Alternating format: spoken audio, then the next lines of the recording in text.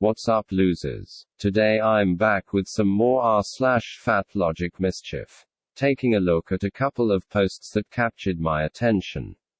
And sharing my opinions about them. This is episode 108 in the fatlogic series. And I'm ready to do battle with some obstreperous fat activists. So without further ado, let's get into it. Health should not be our goal. Understanding our body and its needs should be our goal. #ASDAH Conference 2022. Well, this is refreshing, isn't it? They're just straight up admitting that they don't care about health. That sure makes my job easier, doesn't it? Not much to say, really. Or so I thought, until I kept reading, and got to understanding our body and its needs as an alternative goal, which, no joke, just broke my brain entirely. Like, what on earth are they even talking about at this point? If ever there were a sentence that meant absolutely nothing, this is it. But, lucky me, I get to waste my time trying to make some kind of sense out of it. Sighs. Don't say I never do anything for you guys, haha. I can't really imagine what the body's needs might be, or what understanding them might do, if we're not talking about health. Because as far as I can see, needs of the body are inherently related to corresponding health concerns. We need food, because starving yourself is unhealthy, and eventually fatal. We need water, because dehydration is unhealthy, and eventually fatal. We need shelter, because exposure to the elements is unhealthy, and eventually fatal, etc., etc. Other needs, like emotional ones, are not needs of the body. They are needs of the mind. So I don't think these work either. And if we rule out emotional needs, and health-related needs, all that's left, that I can think of, is some weird kind of spiritualism, wherein the body is like the physical incarnation of the soul. Or something, and it can only be spiritually maintained through the regular inhalation of cheeseburgers. For some reason, I'm not high enough to reflect on this possibility any further, so I'll leave it there and move on. Needless to say, the post's true meaning continues to elude me, and I feel immensely dissatisfied for being so confounded by it. But I have to let it go, for the sake of my own sanity. If you have any clarification to offer, please do so in the comments. I would greatly appreciate it. Now, on to the next post. BMI is bullshit. Because muscle weighs more than fat. BMI is bullshit. Because it was invented by a racist astronomer. BMI is bullshit. Because lots of fat people are metabolically healthy. BMI is bullshit. Because it's used to discriminate against and harm fat people. Man, fat activists sure do hate BMI, don't they? I must admit, I find their fixation on it a little puzzling. Like, do they think that the whole concept of obesity would disappear if we didn't use BMI to measure it? Because, it wouldn't. We still have eyes, we still have scales, and obese people still have disproportionately bad health outcomes. So all this effort to displace BMI doesn't seem worthwhile to me. But maybe I'm just missing the bigger picture. Onto the points of the post. Number 1. Muscle weighs more than fat. Sure, but this is hardly relevant for the vast majority of obese people, who have a whole lot of excess fat, and little muscle to speak of. Is BMI a perfect metric that can be applied unproblematically to anybody, regardless of their body composition? No, BMI is more of a rough estimate than anything else. And failing to account for abnormal muscle growth is one of its limitations. But for most people it works just fine. And if you're someone who falls well outside of the healthy BMI range, and who is not a freakish bodybuilder, complaining about BMI is nothing more than a pointless distraction. Number 2. Racism is bad. I think we can all acknowledge that. But to be quite frank, I don't think that the inventor of BMI being racist if indeed he was, tells us much about whether it's a helpful tool one way or another. Because, why would it? An invention doesn't inherit the sins of its inventor. We should evaluate it in terms of whether or not it's useful. So this is basically a non-point, as far as I'm concerned. And as for the inventor being an astronomer, well, if doctors thought that this invalidated his system, then they have had ample opportunity to develop a new one. And if they eventually do decide to replace it with a different system, to better account for factors like muscle mass, I won't care either way. Because I'm pretty confident that my weight will still be healthy. So basically, if it's good enough for my doctor, it's good enough for me. Number 3, according to my, admittedly brief, research efforts, only 0.5% of obese people have optimal metabolic health. So I don't know that the claim that lots of fat people are metabolically healthy really holds up, in terms of raw numbers. I suppose 0.5% of obese people adds up to a lot, across populations of millions. But clearly most obese people have plenty of room for improvement. So I'm not convinced by this point. And number 4, BMI is not used to discriminate against and harm fat people, it is used to protect fat people, by helping doctors to tailor their treatments to fat people's particular needs, and making sure that they are not subjected to undue risk. It's easy to complain about fat people receiving different treatment to thin people, when you're not in a position of authority. But medical professionals do not have this luxury. They have to make sure that the treatment they provide is safe and effective. And this takes priority over the wishful fantasies of fat patients who refuse to accept reality. As it should, I might add. So instead of lashing out at BMI, or the doctors who use it, why don't you try actually losing the weight, like your doctor has no doubt instructed you to, time and time again? Just a thought. Fatness, just like any human diversity, should not be used to symbolize anything. J.K. Rowling used fatness to symbolize greed, selfishness, evil character, anything bad you can think of. This is incredibly wrong and bigoted. It's no different than using Jewish features, or trans features, or POC features, to symbolize these things. No one's body is a symbol for anything. Period. Okay, so, I half agree with this one, and half disagree, like, really disagree. But let's start with what the poster and I do agree on. Shall we?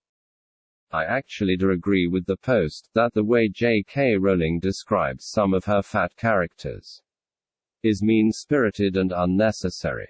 She goes overboard in stressing how fat characters like Vernon and Dudley are, when these are far from their worst sins. And she uses language that, at times, borders on dehumanizing. So I think these are all fair points of criticism.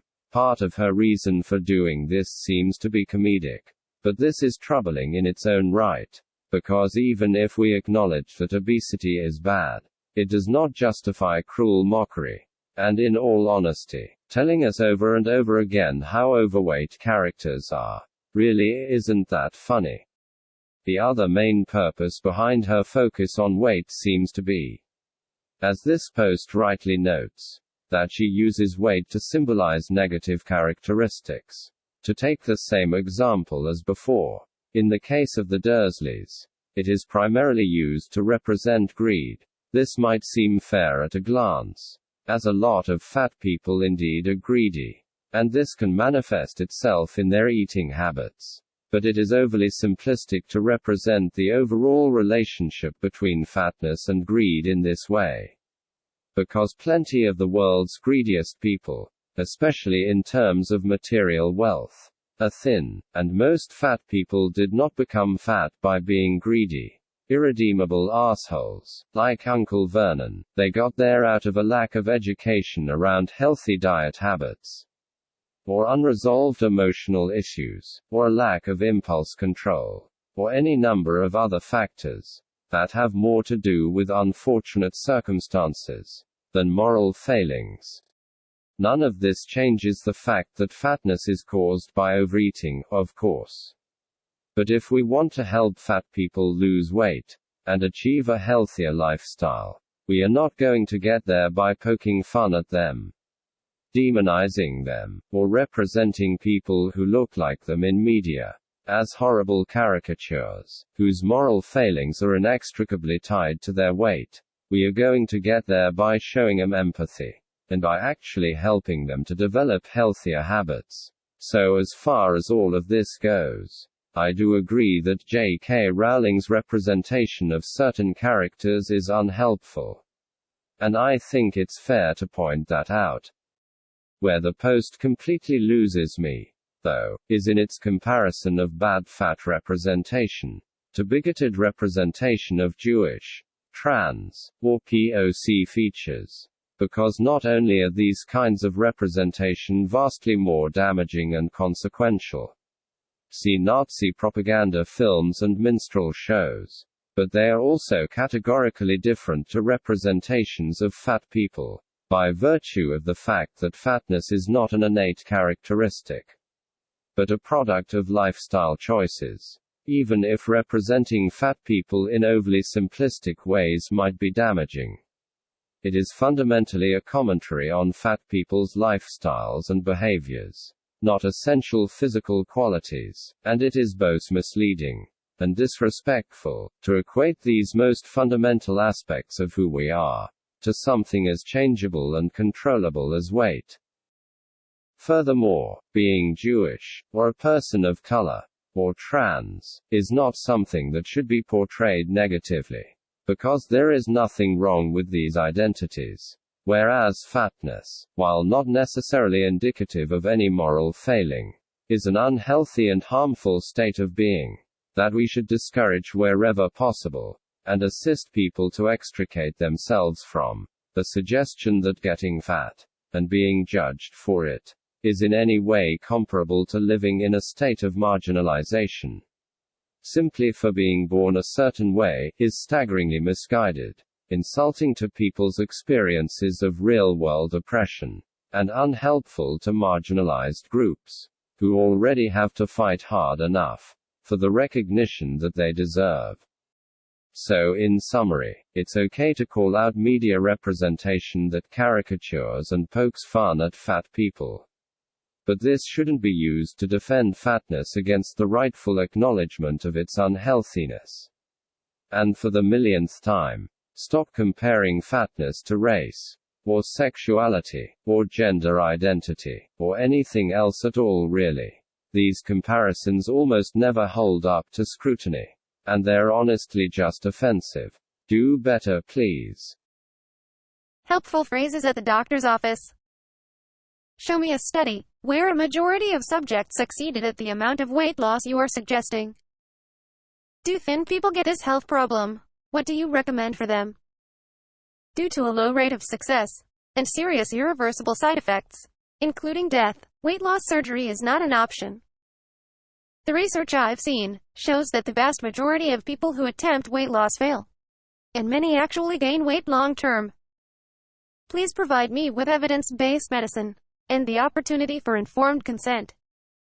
Shame is bad for my health. I would ask you to first do no harm and provide me with shame-free healthcare.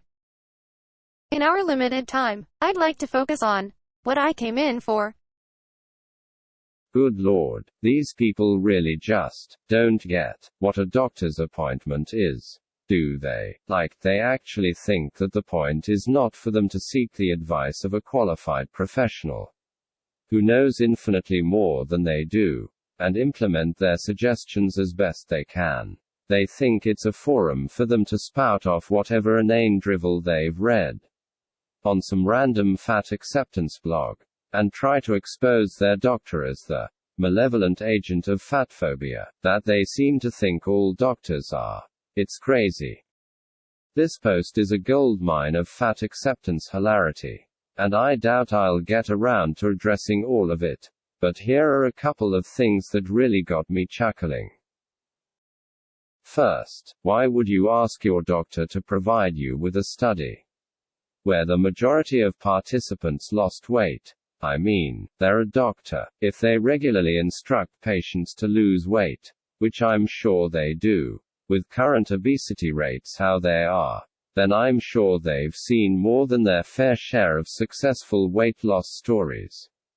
Certainly enough to prove to them that weight loss is achievable. Otherwise they would no doubt have stopped prescribing it. Trying to catch your doctor out by challenging them in this way just seems like a massive waste of time to me, and when I picture some fat activist smugly trying to outsmart someone who so clearly knows way more than they do, the cringe is almost too much to bear. Second, I don't think it's your job, as the patient, to explain the likelihood of success and potential side effects of weight loss surgery. That's the doctor's job, and it's your job to decide whether you want to do it. They aren't going to force you, so I don't know why you would bother putting together a whole-ass PowerPoint presentation to try to persuade them. Because they aren't going to take you seriously anyway, ha ha. And for what it's worth, doctors know that there are risks associated with weight loss surgery. So if they're suggesting it to you anyway, that should probably hint to you that your weight problem is something to be taken seriously, rather than something to be ignored or minimized. Third, you don't need to ask your doctor to provide evidence-based medicine, because again, that's their job. It's not like they were planning to perform an exorcism or something, ha ha. The treatment that a doctor provides does not lose the distinction of being evidence-based, simply because it isn't what you want to hear. And being completely real, if anyone is getting in the way of your evidence-based treatment, it's not the doctor, it's you, coming in with your truckload of fat acceptance nonsense, and trying to tell the trained professional how to do the job. Give me a break. Fourth, there is no reason for you to be asking your doctor not to shame you. Because unless they're acting in a manner that is wildly unprofessional, and well outside the bounds of normal medical practice, shaming you is about as far from what they're trying to do as it could possibly be.